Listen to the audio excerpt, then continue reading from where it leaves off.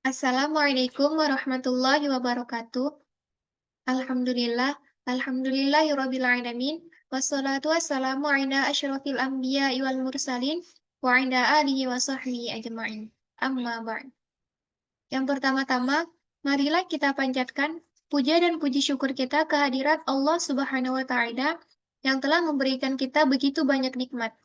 Di antaranya, nikmat kesempatan, sehingga saya dapat menyelesaikan tugas akhir makalah dasar-dasar ilmu pendidikan yang berjudul Implementasi Homeschooling dan Efektivitasnya. Yang saya hormati Ibu Dr. Randa Eldarni MPD dan Ibu Winanda Amadiyah SPD MPDT selaku dosen pengampu mata kuliah dasar-dasar ilmu pendidikan. Perkenalkan, saya Salwazar Zabila dengan nomor induk mahasiswa 22329149 dari Program Studi Pendidikan Agama Islam. Di sini, saya akan mempresentasikan makalah yang telah saya selesaikan yang berjudul Implementasi Homeschooling dan Efektivitasnya. Pokok-pokok yang akan saya bahas pada implementasi homeschooling dan efektivitasnya ialah sejarah dari homeschooling, pengertian homeschooling, tujuan homeschooling, kurikulum homeschooling, faktor pemicu dan pendukung homeschooling, perkembangan homeschooling di Indonesia, perbedaan homeschooling dan sekolah lain atau sekolah umum, tantangan homeschooling, landasan hukum homeschooling dalam pendidikan nasional, macam-macam dari homeschooling, metode-metode homeschooling, serta kelebihan dan kekurangan homeschooling. Yang pertama, saya akan membahas sejarah homeschooling. Sejarah dari homeschooling yaitu filosofi berdirinya sekolah rumah adalah manusia pada dasarnya makhluk belajar dan senang belajar. Kita tidak perlu ditunjukkan bagaimana cara belajar. Tetapi yang membunuh kesenangan belajar adalah orang-orang yang berusaha menyela, mengatur, dan mengontrolnya. Homeschooling ini mulai dikenal sejak seorang pendidik dan penulis asal Amerika, yaitu John Caldwell Hall, mulai mengkritisi sistem pendidikan formal yang berjalan di Amerika saat itu, dan kemudian menawarkan alternatif konsep pendidikan lain yang dikenal saat ini dengan nama homeschooling. Selanjutnya, pengertian homeschooling.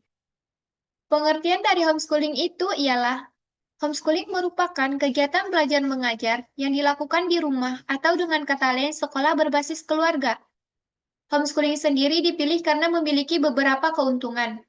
Di antaranya yaitu kurikulum yang disesuaikan dengan kebutuhan anak dan fleksibilitas dalam belajar. Selanjutnya, tujuan homeschooling. Tujuan dari homeschooling itu ialah agar setiap potensi anak yang unik dapat berkembang secara maksimal. Rumusan yang sama juga dipegang oleh lembaga-lembaga pendidik lain yang mulai menggiatkan sarana penyediaan program homeschooling.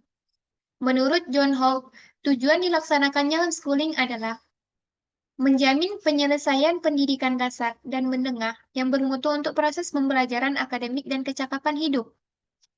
Yang kedua, menjamin pemerataan dan kemudahan akses pendidikan bagi setiap individu untuk proses pembelajaran akademik dan kecakapan hidup. Yang ketiga, melayani peserta didik yang memerlukan pendidikan akademik dan kecakapan secara fleksibel untuk meningkatkan mutu kehidupannya. Selanjutnya, kurikulum homeschooling. Dalam aktivitas pembelajaran homeschooling, kurikulum yang dibuat mengacu pada kurikulum humanistik. Kurikulum ini dirancang dikembangkan oleh pakar pendidikan humanistik. Dalam kurikulum ini, manusia atau dalam hal ini anak didik atau peserta didik adalah pusat atau inti utama. Selanjutnya, faktor pemicu dan pendukung homeschooling. Yang pertama, kegagalan sekolah formal. Kegagalan sekolah formal dalam menghasilkan mutu pendidikan yang lebih baik menjadi pemicu bagi keluarga-keluarga di Indonesia maupun di mancanegara untuk menyelenggarakan homeschooling. Yang kedua, teori intelijensi ganda. Salah satu teori pendidikan yang berpengaruh dalam perkembangan homeschooling adalah teori intelijensi ganda atau multiple intelligence. Dalam buku Friends of Mind, The Theory of Multiple Intelligence pada tahun 1983 yang digagas oleh Howard Gardner. Gardner menggagas teori intelijensi ganda. Yang ketiga, sosok homeschooling terkenal.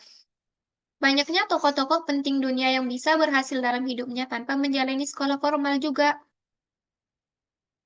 Banyaknya tokoh-tokoh penting di dunia yang bisa berhasil dalam hidupnya tanpa menjalani sekolah formal juga memicu munculnya homeschooling. Nah, yang terakhir, tersedianya aneka sarana. Dewasa ini, perkembangan homeschooling dipicu oleh fasilitas yang berkembang di dunia nyata. Selanjutnya, perkembangan homeschooling di Indonesia. Perkembangan homeschooling di Indonesia belum diketahui secara persis karena belum ada penelitian khusus tentang akar perkembangannya. Istilah homeschooling merupakan khazanah relatif baru di Indonesia. Namun, jika dilihat dari konsep homeschooling sebagai pembelajaran yang tidak berlangsung di sekolah formal alias otodidak atau belajar sendiri, maka sekolah rumah sudah tidak merupakan hal baru. Saat ini, perkembangan homeschooling di Indonesia dipengaruhi oleh akses terhadap informasi yang semakin terbuka dan membuat para orang tua memiliki semakin banyak pilihan untuk pendidikan anak-anaknya. Yang selanjutnya, perbedaan homeschooling dan sekolah umum.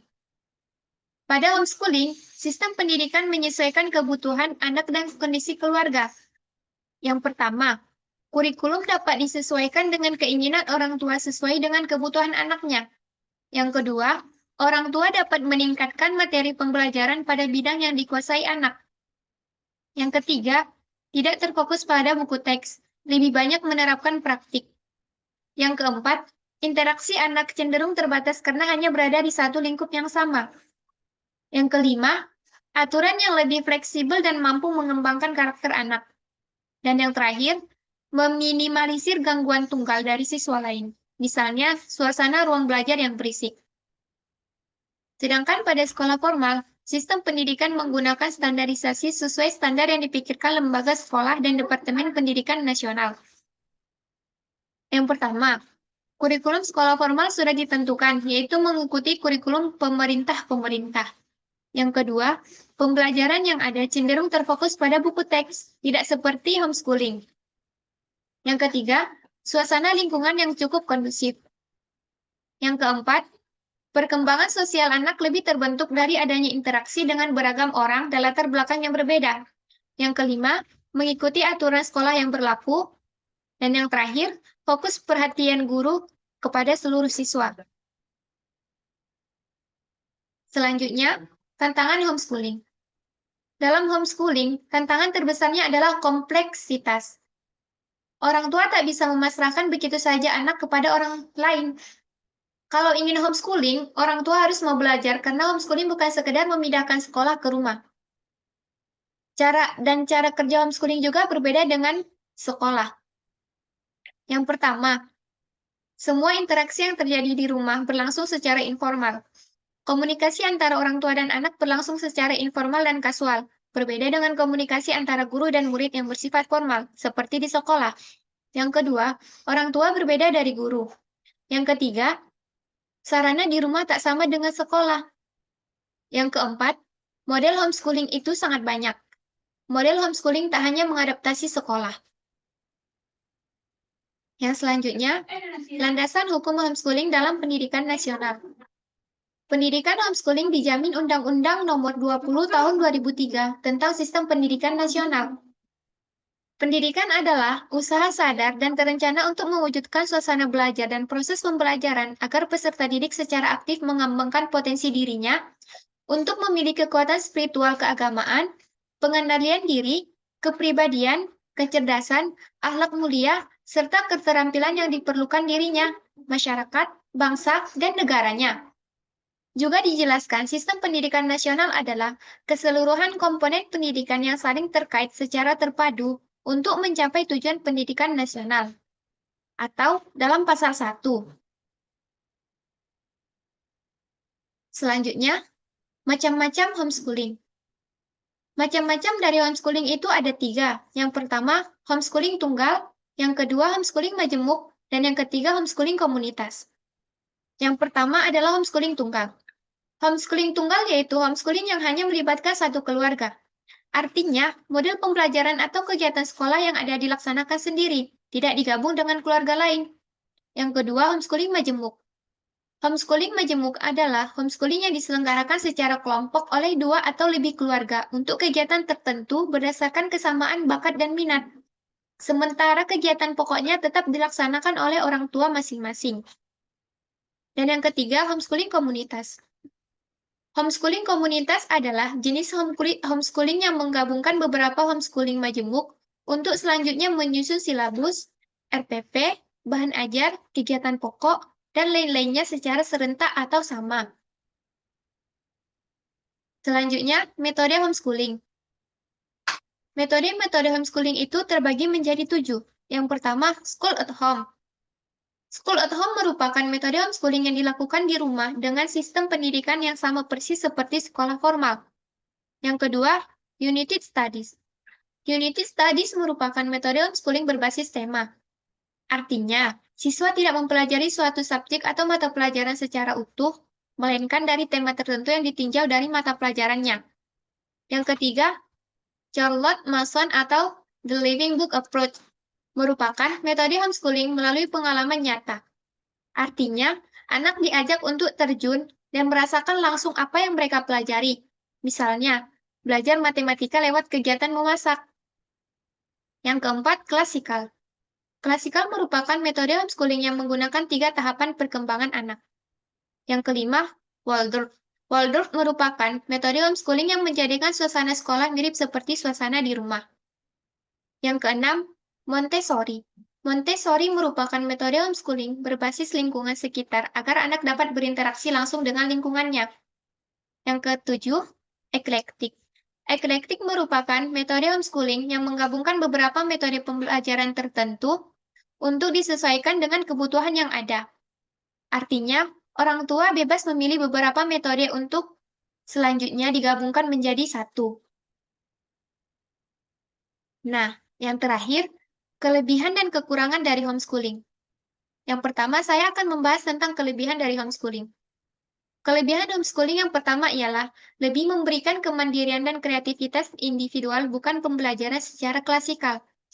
Yang kedua, memberikan peluang untuk mencapai kompetensi individual semaksimal mungkin, sehingga tidak selalu harus terbatasi untuk membandingkan dengan kemampuan tertinggi, rata-rata, atau bahkan kemampuan terendah. Yang ketiga, terlindungi dari tawuran, kenakalan, nafza, pergaulan yang menyimpang, konsumerisme, dan jajan makanan yang malnutrisi. Yang keempat, lebih bergaul dengan orang dewasa sebagai panutan. Lebih disiapkan untuk kehidupan nyata. Yang kelima, lebih didorong untuk melakukan kegiatan keagamaan, rekreasi, atau olahraga keluarga. Yang keenam, membantu anak lebih berkembang, memahami dirinya dan perannya dalam dunia nyata disertai kebebasan berpendapat, menolak atau menyepakati nilai-nilai tertentu tanpa harus merasa takut untuk mendapat celaan dari teman atau nilai kurang. Yang ketujuh, membelajarkan anak-anak dengan berbagai situasi, kondisi, dan lingkungan sosial. Dan yang terakhir, masih memberikan peluang berinteraksi dengan teman sebaya di luar jam belajarnya. Yang selanjutnya, kekurangan dari homeschooling. Kekurangan dari homeschooling yang pertama yaitu, anak-anak yang belajar di homeschooling kurang berinteraksi dengan teman sebaya dari berbagai status sosial yang dapat memberikan pengalaman berharga untuk belajar hidup di masyarakat. Yang kedua, sekolah merupakan tempat belajar yang khas yang dapat melatih anak untuk bersaing dan mencapai keberhasilan setinggi-tingginya. Yang ketiga, homeschooling dapat mengisolasi peserta didik dari kenyataan-kenyataan yang kurang menyenangkan, sehingga dapat berpengaruh pada perkembangan individu. Dan yang terakhir, apabila anak hanya belajar di homeschooling, kemungkinan ia akan terisolasi dari lingkungan yang kurang menyenangkan sehingga ia akan kurang siap untuk menghadapi berbagai kesalahan atau ketidakpastian. Mungkin cuma segini yang bisa saya sampaikan dalam presentasi saya. Kurang lebihnya saya mohon maaf. Assalamualaikum warahmatullahi wabarakatuh.